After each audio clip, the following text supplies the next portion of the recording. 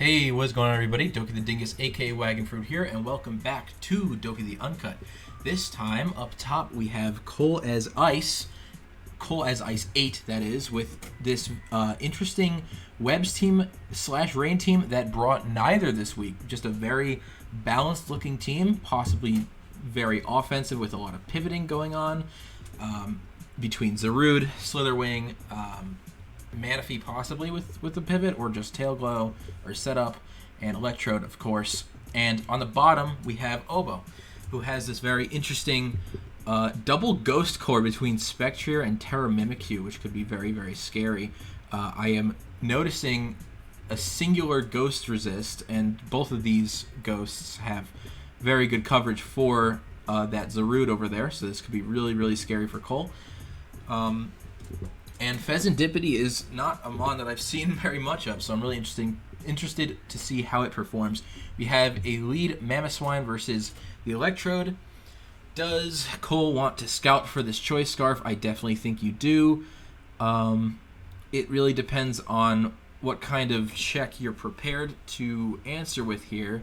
I mean, you could have something maybe like Air Balloon Volcanion, but even that will get Icicles crashed into Earthquake. So this Mamoswine is possibly a very scary lead because you kind of want to play her on the Scarf, but also you also kind of don't. Oh wait, he's just Terra. Yeah, he's Terra Ice Stab Energy Ball. It's a lot, and we get the rocks up. Okay.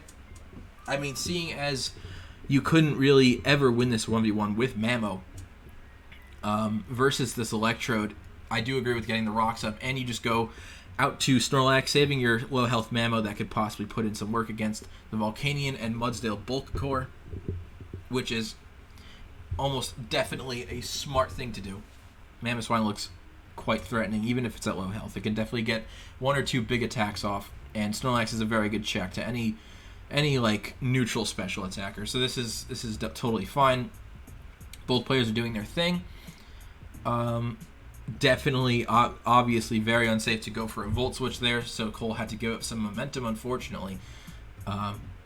And we'll see if Obo can, with this turn, take back all the progress that he's given Cole, and see if he could even out the playing field a little bit. It seems like he might be able to. Lax's normal moves go totally unresisted, though it's really kind of have to guess if it's going to be strong or not.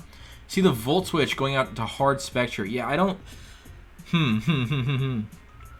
I mean, you could maybe expect it to be choice, but I don't think that was choice specs damage. So that Volt Switch looked very, very free. So a hard switch to Spectre, I don't really agree with it. I mean, I understand what you're going for with that. Absolutely, you're just trying to get your breaker in off of a good play and get some progress going. But unfortunately, this thing has the fastest Volt Switch and like one of the fastest Volt Switches in the game. So that really isn't a play, unfortunately. Like, I get the idea, but you can't really do that around Electrode. So now he's got his Dark type in for free, and Cole's looking in a very good position with it. Already chipped Spectrier, and possibly more momentum coming out with Scarf U-turn or something like that. I mean, again, Obo, like we're probably seeing playing around the Scarf. It can't really one-shot Zarude anyway, so you do have to kind of switch out, which is very unfortunate. We're almost definitely going to see a Fezandipiti. Absolutely, probably physically defensive for this and the Slitherwing, and just leftovers gets knocked off. This isn't Terra, so it's interesting that it's not Black Sludge, but it really doesn't matter, obviously. Now, this getting knocked off might be good for one of the two down the line, if you can chip it enough. Prevent it from Click and Roost. Cole is looking quite nice right now. Hard Mudsdale. We're going to see something like a Toxic. We actually see a Calm Mind. It's a very early Calm Mind. That didn't really cover the Mudsdale switching in, which seems kind of obvious to me. So I'm not totally a fan of that Calm Mind unless you have a plan here to beat this Mudsdale, which I highly doubt Fezandipiti actually can do right now. This is definitely going to be a physically defensive one, so you can take one Earthquake, but I don't think this is something you want to go for. Your special attack isn't very high. So yeah, this is looking really not good for Oboe early here, which is pretty interesting. I mean, both these teams are so weird to me, at least. And Cole, it's really just like who gets the momentum first is really gonna have control of this game for the majority of it, and Cole's taking it. He's got momentum. He's got better chip. He has given up rocks, which if this Volcanion and this Electrode isn't boots, then that would be very annoying. But I'm assuming that one or both is going to be that. So Cole is looking very nice here. We just see a Moonblast for 34, and this Earthquake is gonna do a lot. Okay, you just click Stealth Rock. That's reasonable, I guess, but because now you're not leftovers, so 2 Moonblasts actually does kill this. You are gonna get the chip that you need. We do see the Moonblast, the Earthquake. That's gonna do a fat 61. That looks like a pretty mid-roll, assuming this is just max physically defensive Fez. And I mean, this Fez is really low, and it was kind of here to check Zarude and Slitherwing, right? So unless you had a big plan to get rid of Mudsdale early, I don't really even agree with going for this 1v1. Even though you did win it, I don't really like it, because you're definitely not going to have a chance to roost now with the rocks up and everything. You can't live any hits. Actually switches out. I don't. Yeah, see, I don't. Okay. That worked out for Oboe. I don't really know why you're saving your Mudsdale there. That doesn't check out to me. Like, you can prevent this from roosting, which also makes me feel like Roost isn't a great play. This is a very interesting start to this game. Because what Roost causes, even though you didn't die to a falling Earthquake, if you got that play wrong, you die to rocks, which means you're dead. It's over. This Fez is gone. Now it's healthy. But that would have been a dead Fez. I don't agree with either play, really. I think you kind of had to go for that kill, and Cole really had to sacrifice his Mudsdale to keep it low, seeing as it was so important defensively in this matchup. Oh my gosh. And a Will-O-Wisp. Is Fez really gonna run away with this game this early? I'm very surprised. I really don't. Yeah, this was overplaying a lot from Cole. I don't like not sacrificing the Mudsdale. I don't really get it. That was kind of a huge blunder here. Sludge Bomb's going to do a fat chunk. Liquidation's not going to do enough. This is physically defensive. That defense drop is actually kind of huge, though. This is a very interesting Volcanion, too, by the way. Liquidation and Will-O-Wisp. Very, very cool. Liquidation is going to start doing more damage, but with no defense drop, you are still getting out healed by the Roost. So this is going to end up with a dead Volcanion. No defense drop means that he can freely roost again, and he can keep doing it. This is really, really bad for Cole. It was a good start, but it was really just not sacrificing your Mudsdale to try to kill this Fezandipiti has already come back to bite you super hard. Yeah, this is really, really not good, and you're not getting any defense boosts. So he can once again go for another Roost as you get toxic to death, or poisoned to death rather. The defense drop comes there, which means that Zarude can possibly use like Stomping Tantrum to get rid of this, but this Fez is still healthy enough to put in the work versus Zarude and Slitherwing, so this is really not good for Cole anyway. This Mudsdale is basically dead. The only thing it outspeeds is Snorlax, which it can't take a hit from anyway. This is really bad. Honestly, the worst part about this possibly is if you're forced to sacrifice something to Spectre, you're giving it an auto Grimnay, and that's also really bad. Like this is not looking good. Wow, yeah, I don't. Oh, and he's overplaying, and he's going for U-turns. Now Mudsdale, your sacrifice is gone, which it doesn't matter as much, but you need to go for this. I mean, he was showing that even if I don't agree with that play, he was showing that he was willing. He was showing that he was willing to sacrifice it for killing the Mudsdale. So he's not valuing his Fez. Even if I don't agree with it, he's not valuing his Fez. So you kind of just have to play into it, sitting there for a bit. And if you had Stomping Tantrum, going for Stomping Tantrum was it.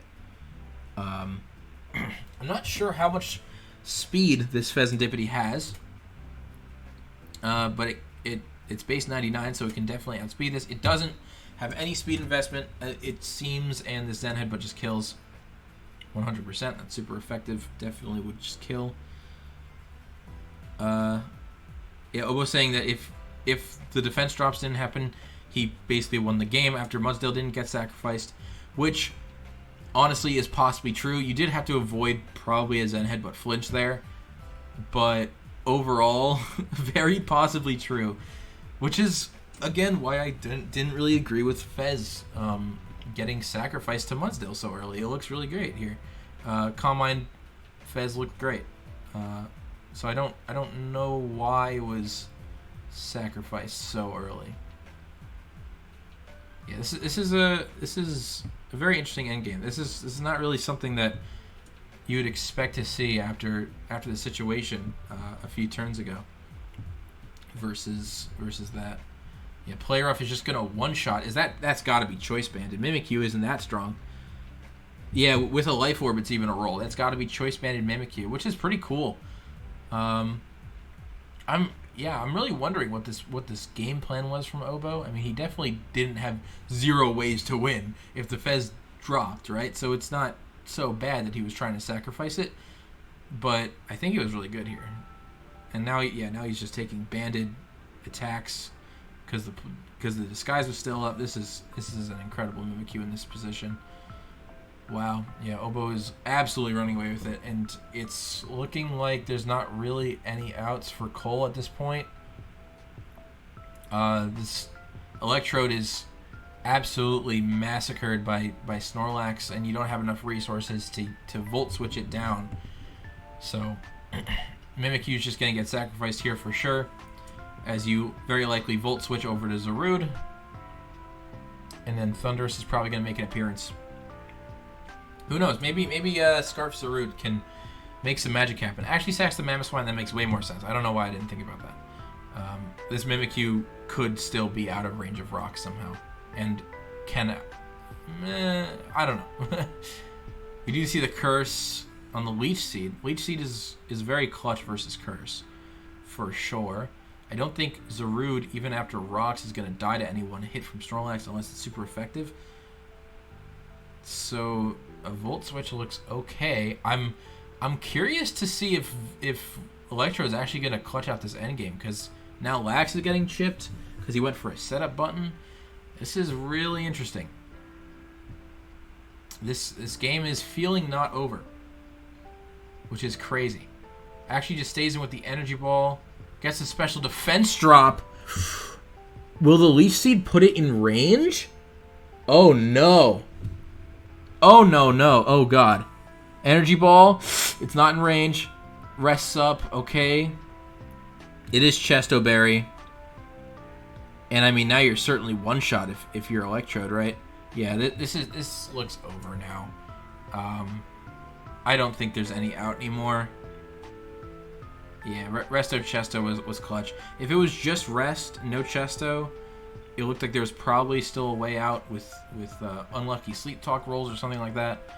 But now it's just over. I mean, Zarude can't live any hit anymore after rocks. Absolutely not. Electro's just going to get one shot here, and that's your win condition. And now, I mean, Zarude has to get, like, crit knockoff. Well, it doesn't even work. Yeah. Obo's saying GG. Definitely, like, there's just nothing you can do here. That's it. Knockoff, yeah. Nothing. And Body Slam's going to claim it. That was a really interesting game. I mean, Obo had seemingly several different win cons, so I do understand why he was going for sacrificing the Fezandipiti to Mudsdale. I guess maybe his thought process was like a Roar Mudsdale was the only thing standing in the way of Curselax just winning. Slitherwing was still alive, but you can definitely force it out and chip it down with rocks. There was definitely a game plan here. That wasn't a brain-dead sacrifice. Absolutely not. Not a brain-dead sacrifice of the Fezandipiti.